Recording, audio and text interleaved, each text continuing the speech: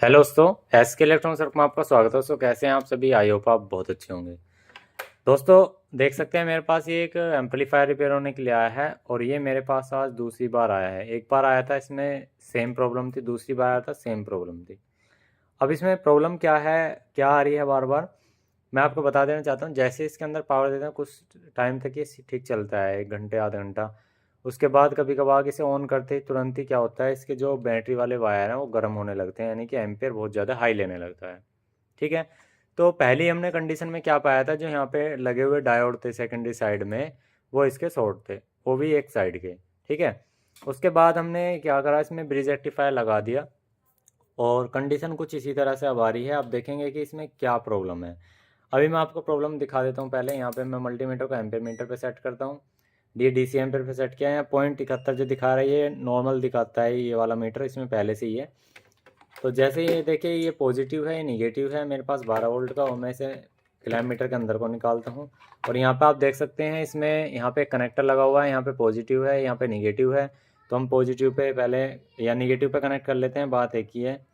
कोई से पे भी कर लो, एक बार फर्स्ट टाइम है। तो यहाँ पे आप देख सकते हैं निगेटिव पे कनेक्ट किया, और जैसे हम अगर पॉजिटिव पे कनेक्ट करने की कोशिश करते हैं तो आप देखेंगे यहाँ पे, ये देखिए एम्पेयर बहुत ज़्यादा हाई लेता है, मतलब बहुत ज़्यादा हाई चले जाते हैं। कहने मतलब ये रेड आ जाता है इसमें। और अगर हम इसे कंटिन्यूस रहने दें तो शायद ही हमारी बैटरी भी ख़राब हो जाए। ये देखो, ये देखो इतने ज़्यादा एम्पेयर, ये देखो 40 45 46 एम्पेयर, और ये वायर भी बहुत ज़्यादा हीट होने लगते हैं। तो इसमें बहुत ज़्यादा हाई एम्पेयर ले रहा है। अब हाई एम्पेयर लेने का कारण क्या है, सबसे पहले ये देखेंगे। चलिए इसे हम करते हैं रिपेयर, थोड़ा सा इसको कर देते हैं इनसाइड एक तरफ। ठीक है, अब यहाँ पे मीटर को ले आते हैं। मीटर से सबसे पहले हम चेक करेंगे यहाँ पे जो मॉसफेट लगे हुए हैं, ये मॉसफेट शॉर्ट तो नहीं हुए हैं।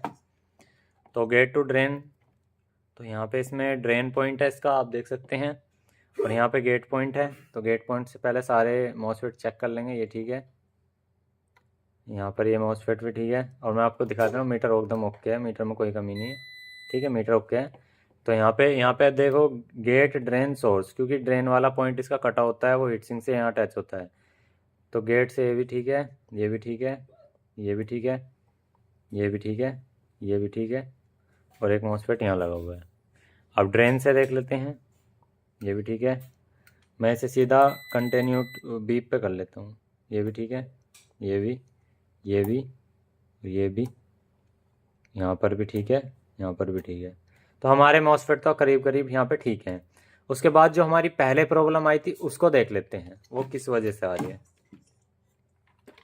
यहाँ पे हमारा ब्रिज रेक्टिफायर लगा हुआ है, हमने ब्रिज रेक्टिफायर यहाँ पे लगाया था आफ्टर मार्केट।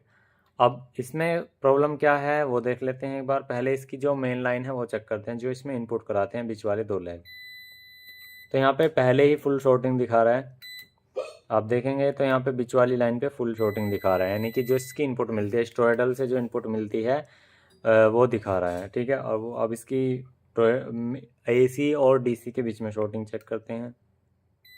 तो यहाँ पे भी शॉर्टिंग है, इधर की तरफ भी शॉर्टिंग है, यानी कि इसके इंटरनली जो डायोड लगे हुए हैं वो इसके शॉर्ट हो चुके हैं। तो पहले हम क्या करते हैं, इसको एक बार फ्री करके देखते हैं। अभी शॉर्टिंग दिखा रहा है, लेकिन हमें क्या करना होगा कि पहले इसका ट्रांसफार्मर को रिमूव करना होगा इससे। ये रिमूव कर दिया हमने, और एक लेग ये वाली रिमूव कर लेते हैं। चलो ठीक है जी, अब हमारा यहाँ पे जो ब्रिज रेक्टिफायर है वो बिल्कुल फ्री हो चुका है। ठीक है, अब हम यहाँ पे ये देखेंगे कि अब ब्रिज रेक्टिव, क्योंकि ऐसा होता है जब अब इसके साथ अगर कोयल अटैच है तो जब भी बीप साउंड आएगा। अब यहाँ पे कोयल बिल्कुल फ्री है, तो पहले इनपुट देख लेते हैं। तो देख सकते हैं 75 किलो ओम रीडिंग आ रही है। और इसके AC से DC पॉइंट देख लेते हैं, जो कि -21 वोल्ट दिखा रहा है। ठीक है, अब यहाँ पे हमें ये देखना है कि इधर का पॉइंट तो ठीक है। अब ये इधर की तरफ देख लेते हैं, इधर का शॉर्ट तो नहीं है। तो यहाँ पे आप देख सकते हैं इसका जो AC लाइन से DC लाइन जो है यहाँ पे माइनस वाली शॉर्ट है। तो इस ब्रिज रेक्टिफायर को निकाल लेते हैं और आपको बताते हैं ये बार बार प्रॉब्लम इसके अंदर क्यों आ रही है, और इस प्रॉब्लम से परमानेंट छुटकारा पाने के लिए आपको क्या करना पड़ेगा। अभी मैं आपको बताऊंगा। ऐसी प्रॉब्लम बहुत सौ के साथ हो सकती है। अब आप यही सोचेंगे कि इसका एम्पलीफायर सेक्शन में कोई दिक्कत ऐसी हो रही होगी जिस वजह से ये दिक्कत कर रहा है। नहीं, मैं आपको सारी चीज़ें आज बताऊंगा इस वीडियो में। देखो, अभी हमारे पास ब्रिज रेक्टिफायर है। ब्रिज रेक्टिफायर में साइड में जो कटिंग होती है यहाँ पे पॉजिटिव होता है, बीच में निगेटिव निगेटिव यानी कि AC लाइन होती है, और जो साइड है वो लास्ट में DC निगेटिव होता है। तो अब हमें ब्रिज रेक्टिफायर को चेक करने के लिए क्या विधि होती है, पॉजिटिव टू 3 पिन और हमारे AC लाइन टू 2 पिन, इस तरह से मतलब सारी लाइन को आपस में चेक किया जाता है। तो पॉजिटिव से पहले ये वाली लाइन चेक करते हैं, इसके अंदर का इंटरनल डायोड, फिर ये वाला इंटरनल डायोड, ये भी ठीक है। फिर यहाँ से AC से DC टू DC, ये भी ठीक है। अब यहाँ पे AC से ये वाला पॉइंट आगे का, ये भी ठीक है। फिर AC से ये वाला पॉइंट, ये 2 पॉइंट। तो यहाँ पे आप देखेंगे ये वाले 2 पॉइंट जो हैं, यानी कि यहाँ पे जो लगे हुए इंटरनल डायोड है एक, वो इसका शॉर्ट हो चुका है, जो कि निगेटिव साइड जाता है। अब यहाँ पे ये डायोड निगेटिव साइड, मतलब ये जो ब्रिज रेक्टिफायर शॉर्ट हुआ, इसका रीज़न क्या हो सकता है। पहला रीज़न यहाँ पे हो सकता है कि इस पे यहाँ पे हीट सिंक नहीं थी। फिर दूसरा रीज़न ये हो सकता है अगर यहाँ पे हीट सिंक की कोई दिक्कत नहीं, क्योंकि दोस्तों यहाँ पे काफ़ी हैवी एम्पेयर का डाला हुआ, 35 एम्पेयर वाला डाला हुआ है। अब 35 एम्पेयर में या भाई इसमें तो 2.5 एम्पेयर के तो डायोड लगे हुए थे, उससे तो कोई दिक्कत वाली बात नहीं थी। तो यहाँ पे अब ये शॉर्टिंग क्यों आ रही है भाई, हमारे एम्पलीफायर चैनल में अगर दिक्कत रहती तो घंटे 2 घंटे नहीं चलता, सीधी सी बात है। उसके बाद हमारा मतलब ये बहुत ज़्यादा हीट होता है या एम्पेयर ज़्यादा लेता है, लेकिन ऐसी कंडीशन नहीं है, ये एक ही सेकंड में सारा काम होता है। तो मैं आपको दोस्तों बता देना चाहता हूँ, यहाँ पर आप देखेंगे यहाँ पर एक PMW IC लगी होती है, जो कि मॉसफेट को गेट ड्राइव IC करती है। जब ये जो आपके मॉसफेट लगे हुए हैं, यहाँ पे भी N चैनल है, यहाँ पे भी N चैनल है, अगर ये जो PWM जो IC लगी हुई है यहाँ पे, जो ये IC अगर इसको स्पाइक वोल्ट देती है, स्पाइक वोल्ट का मतलब है 1 सेकंड में कुछ ऐसी हाई वोल्ट जो कि इसके आउटपुट से ज़्यादा है, ठीक है। और कैपेसिटर को चार्ज करने में उसको जो बहुत ज़्यादा टाइम नहीं लगता है, उसमें बहुत ज़्यादा झटका लगता है जिस टाइम पे ये स्पाइक वोल्ट दे देती है।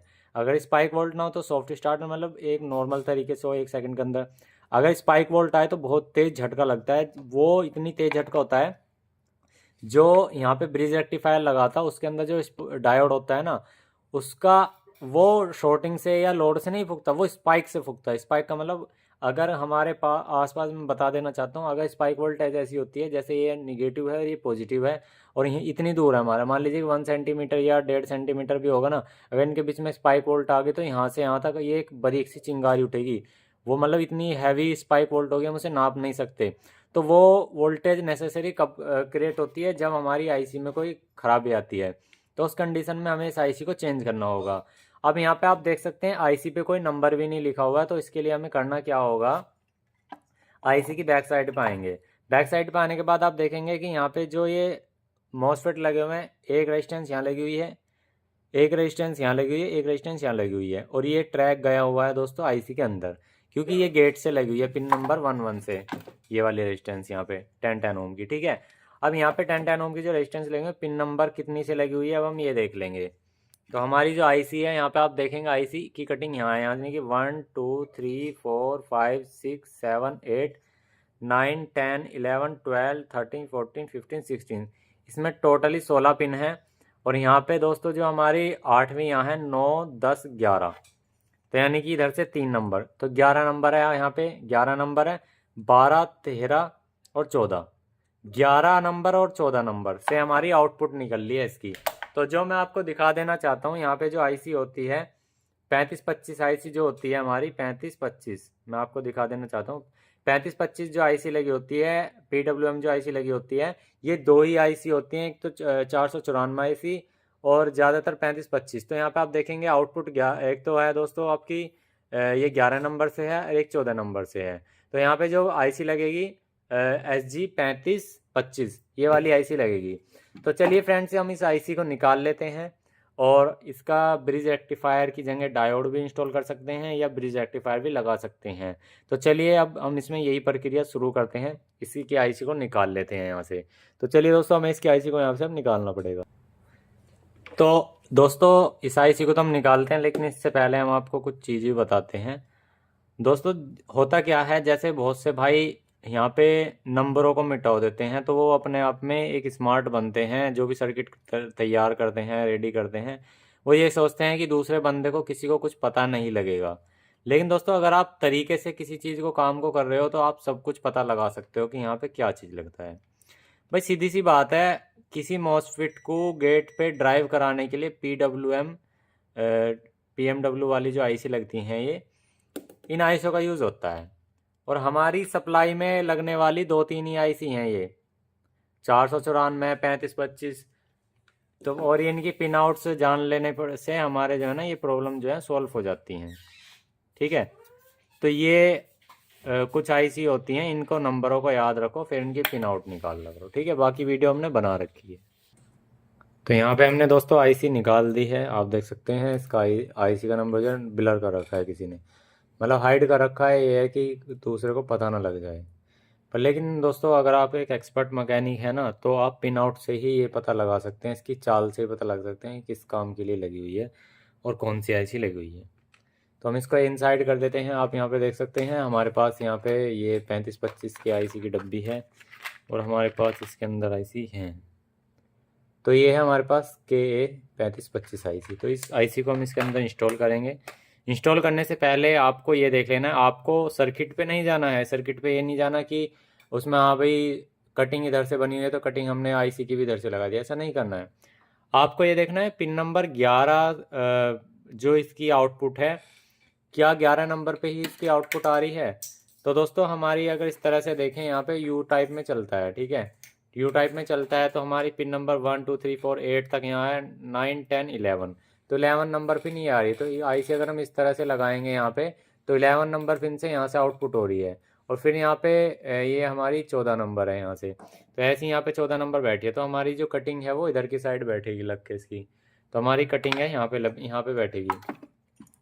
तो प्रिंटिंग सर्किट पे सही दे रखा है कटिंग। ठीक है, यहाँ पे आप देख सकते हैं प्रिंटिंग सर्किट पे बिल्कुल सही कटिंग दे रखी है, इसमें दिक्कत वाली बात नहीं है। लेकिन फिर भी कंफर्म करना बहुत ज़रूरत है, क्योंकि मैंने बहुत से केस में ऐसा देखा है प्रिंटिंग सर्किट पे कटिंग कुछ और है लेकिन सर्किट में लगना किसी और तरीके से है। तो ये चीज़ बहुत ज़्यादा इंपॉर्टेंट होता है। चलिए इसकी सोल्डिंग वगैरह कर लेते हैं।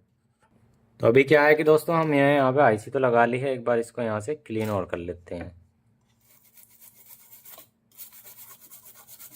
क्योंकि ऐसा होता है, छोटे छोटे नैनो पार्टिकल ऐसे होते हैं इसके अंदर, अगर थोड़ा सा भी लीकेज शॉर्टिंग बनाई, क्योंकि ये ड्राइव का सीन है। अगर कोई छोटी मोटी वोल्टेज आती है तो चल जाता है, लेकिन जहाँ पे ड्राइव का सीन होता है ना, तो वहाँ पे छोटी छोटी चीज़ें भी बहुत बड़ा रूप ले लेती हैं वोल्टेज के आकार में। तो उससे मॉसफेट शॉर्ट होने का चांसेस पूरे पूरे बने रहते हैं। तो ये हमारा फ़िलहाल यहाँ पे एक निगेटिव का जंपर है, क्योंकि ये ग्राउंड से ऑलरेडी अटैच है। तो इसको हम यहाँ पे जंपर को लगा लेते हैं। यहाँ पे जंपर लगा हुआ है हमारा, तो ये ग्राउंड से है, ये भी हट गया है यहाँ से, जैसे भी हटा कोई बात नहीं, ये हमने लगा दिया है यहाँ पे। ठीक है, नीचे की तरफ दूसरी तरफ शॉर्टिंग ना हो उससे। अब यहाँ पे हमने वो लगा दिया है। अब हमें करना क्या है, जो यहाँ पे पहले डायोड लगे हुए थे वही डायोड हमें वापसी में लगाने हैं। तो यहाँ पे आप देख सकते हैं हमारे पास ये 5408 डायोड है। ठीक है, अच्छे वाला डायोड है ये। तो हम यहाँ पे क्या करेंगे कि पहले यहाँ से जो है इसकी लैग को क्लीन कर लेते हैं, जो भी इसकी लैग है जहाँ पे फिट होना है। तो दोस्तों ऐसी कंडीशन में क्या है कि आपको सबसे पहले ये पता होना चाहिए, अगर आपकी आईसी डालने के बाद भी ये दिक्कत आ रही है, तो आपका जो एम्पलीफायर है ना, ऑन कंडीशन में ज़्यादा एम्पियर ना ले। बस ऑन कंडीशन में ज़्यादा एम्पियर ना ले। अगर ऑन कंडीशन में ज़्यादा एम्पियर ले तो आपका एम्पलीफायर सेक्शन में दिक्कत है, क्योंकि ऑन कंडीशन में ये वाला सर्किट जो है मैक्सिमम 1.5 एम्पियर लेता है। अगर 50 की सप्लाई आती है, मैक्सिमम 1.5 एम्पियर लेता है। अगर हमारे मीटर में अगर 1 एम्पियर पहले सेट है तो वो 2.5 दिखाएगा।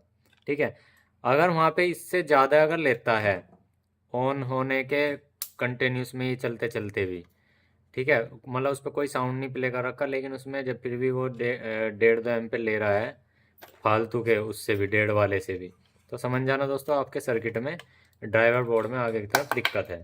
ठीक है, तो ये चीज़ें होती हैं आपको कंफर्म कराने के लिए। उससे पता कैसे लगेगा, अब यहाँ पे आप देख सकते हैं कि ये सर्किट की लाइन भी यहाँ पे हमने कट कर रखी है। इसको जोड़ने के बाद एम्पियर कितने बढ़ते हैं वो देख लेंगे और कितने घटते हैं वो देख लेंगे। ठीक है, अब हमने यहाँ से क्या करा, क्या ये हमने सारा चीज़ यहाँ से हटा दी। अब यहाँ पे चलिए डबल डबल डायोड लगाते हैं, उसके लिए आपका टाइम ज़्यादा नहीं लेंगे, यहाँ पे लगा देते हैं। तो यहाँ पे जो है ना दोस्तों, हमने अभी यहाँ भी डायोड डाल दिए हैं, आप देख सकते हैं, और यहाँ पर भी डायोड डाल दिए हैं। ठीक है, ये आईसी डाल दी है। अब मेरे हिसाब से इसके अंदर 100 के 100% ये बिल्कुल अच्छा एम्पलीफायर चलेगा। अगर ये फिर भी आया, हम फिर भी वीडियो बनाएंगे। अब हम दोनों कैपेसिटर पे वोल्टेज चेक कर लेते हैं, उसके बाद एम्पलीफायर को जोड़ करके तब वोल्टेज चेक कर लेते हैं और एम्पेयर चेक करेंगे। ठीक है, अब यहाँ पे आप देख सकते हैं एम्पेयर मीटर हमारा ऑन है और हम कर लेते हैं सबसे पहले से बैक साइड। देखो यहाँ पे क्या है, सप्लाई यहाँ से स्टार्ट हुई ना, तो यहाँ पे माइनस वोल्टेज और प्लस वोल्टेज को जोड़ने के लिए जंपर दे रखा है और बीच में ग्राउंड डायरेक्ट गया हुआ है। अब यहाँ पे हम दोस्तों सप्लाई जोड़ लेते हैं। देखो ये हमारी बैटरी है, ठीक है, यहाँ पे हमारा पॉजिटिव कनेक्ट हो गया, यानी कि जहाँ पे हमने रेड वाला ले रखा था, और यहाँ पे हमारा ब्लैक वाला कनेक्ट हो जाएगा। ये देख सकते हैं अब यहाँ पे ये एम्पियर जा रहे हैं सिर्फ माइनस के 0.32 के आसपास। अब वोल्टेज और कंफर्म कर लेते हैं जी। देखो यहाँ पे हमने ये रख दिया मल्टीमीटर। अब वोल्टेज कंफर्म करने की सिंपल सा है, यहाँ पर एक कैपेसिटर लगा हुआ है और एक कैपेसिटर यहाँ पर लगा हुआ है, दोनों का बीच वाला ग्राउंड है, तो हम नेगेटिव वोल्टेज और पॉजिटिव वोल्टेज कंफर्म कर लेते हैं। तो यहाँ पर देखते हैं, यहाँ पे प्लस के 48 वोल्टेज आ रहे हैं और यहाँ पर हम देख लेते हैं यहाँ पे माइनस के 48 वोल्टेज बिल्कुल परफेक्ट आ रहे हैं। तो अब हमें सबसे पहले करना क्या पड़ेगा, एम्पलीफायर का कनेक्शन जोड़ने से पहले हमें इसके करंट को डिस्चार्ज करना पड़ेगा। करंट को डिस्चार्ज करने के लिए या तो भाई नॉर्मल इसके अंदर वो है, तो दोस्तों हमने फ़िलहाल अभी यहाँ से लाइन को कट कर लिया डीसी को, तो कैपेसिटर को टच ही कर लेंगे, कोई बात नहीं।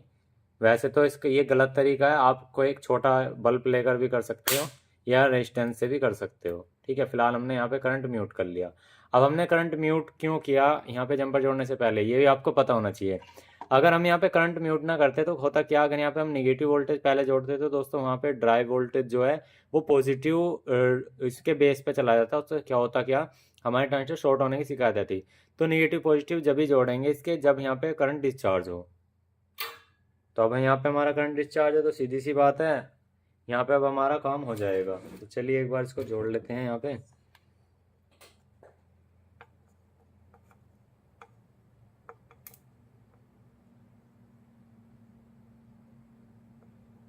तो हमने दोनों जंपर को यहाँ से जोड़ लिया है। अब हम यहाँ पे इसको सेट को ऑन करते हैं और एम्पियर देखते हैं कितने ले रहा है। तो यहाँ पे आप देख सकते हैं 0.6970 यानी कि 0.50 एम्पियर ये ले रहा है। ठीक है, 0.50, क्योंकि 1 पॉइंट कुछ इसमें मतलब यहाँ पे 15 कुछ आ भी रहा था। तो ये बिल्कुल इसके अब सही एम्पियर है, क्योंकि एम्पलीफायर को चलने के लिए जो जरूरत होती है 0.50 एम्पियर की यहाँ पे जरूरत भी होती है, जो इसके इनपुट से आ रही है, जो कि यहाँ पे परफेक्ट एम्पियर है। अब यहाँ पे वोल्टेज एक बार फिर से देख लेते हैं। पहले कितनी थी हमारी, 48 आ रही थी, तो यहाँ पे 45 आ रही है। और इधर देख लेते हैं, यहाँ पे हमारी 45 है, यहाँ पे माइनस के 45, यहाँ पे प्लस के 45। अब ये क्या है, जब इसकी खाली सप्लाई थी तो उस टाइम पे नो लोड पे जो कैपेसिटर पे वोल्टेज था 48 वोल्ट था। अब इस पे लोड है तो दोस्तों यहाँ पे 45 वोल्ट आ रहा है, जो कि बिल्कुल परफेक्ट वोल्टेज है, क्योंकि 40 पे सप्लाई ऑपरेट हो रही है टोरडल के हिसाब से, तो 5 वोल्टेज फिर भी यहाँ पे एक्स्ट्रा है। अब ये एम्पलीफायर हमारा बिल्कुल रेडी है चलाने के लिए, कोई भी दिक्कत आने वाली इसके अंदर नहीं है।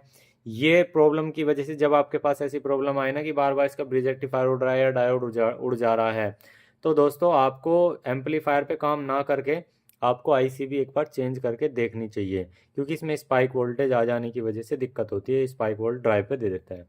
तो वीडियो अच्छे थे कि यार लाइक कर देना। अब इसके अंदर देख सकते हैं जो हमारी प्रॉब्लम जो सॉल्व हो गई, अब कोई भी हाई एम्पेयर नहीं ले रहा और वोल्टेज भी परफेक्ट तरीके से बन रही है। यहाँ पे 12 वोल्टेज भी सही आ रही है। अब हमारी जो सारा काम है वो बिल्कुल परफेक्ट तरीके से हो रहा है और एम्पलीफायर भी हमारा चालू है, आप यहाँ पे देख सकते हैं। ठीक है, तो दोस्तों वीडियो समझ में आई हो और वीडियो अच्छी लगी हो तो एक वीडियो को लाइक कर देना, क्योंकि काफ़ी मेहनत करके आपके लिए वीडियो बनाई है हमने, और सारी वीडियो 4 के 60 FPS में हम शूट करके आपको अच्छे कैमरे से रिकॉर्ड करके तब आपको वीडियो दे रहे हैं। काफ़ी मेहनत करके, काफ़ी पैसा खर्च करके आपको वीडियो बना के दे रहे हैं बिल्कुल फ्री में। और आप देख सकते हैं यहाँ पे बैकग्राउंड भी आज चेंज हो चुका है, वो सिर्फ आपके लिए ही किया है दोस्तों वीडियो को, इसलिए कह रहे हैं लाइक कर देना, प्यार से कमेंट जरूर करना। वीडियो में बैकग्राउंड आपको कैसा लगा प्लीज़ हमें कमेंट्स करके जरूर बताएं। Thank you for watching this video. जय हिंद, जय श्री राम दोस्तों।